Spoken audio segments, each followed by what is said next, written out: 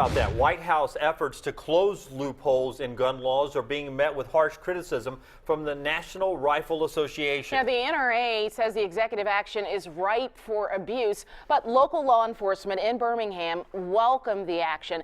I talked with Police Chief A.C. Roper in the WIT 42 News studio this afternoon, shortly after the president's announcement.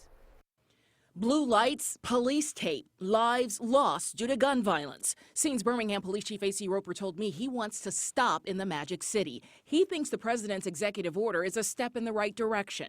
We're not talking about taking guns from people who should legally have them, so we're not trying to infringe upon the Second Amendment. We're trying to build a safer Birmingham.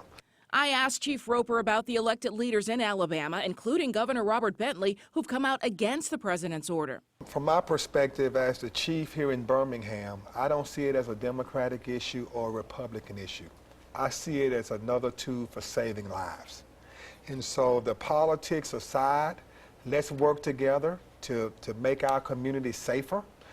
Let's do more background checks because we have too many people with guns. We know that a mental health component is a big issue with this $500 million to help in that area. How significant is that to you and your people on the street when they encounter someone who has mental illness who's not in an institution? Well, the bottom line is so many of our calls involve people who have some type of mental stress, some type of mental illness. And so whatever we can do to improve prevention and treatment, we need to do that. Chief Roper says on the local level, there is full support for the executive action to keep guns out of the hands of people who shouldn't have them.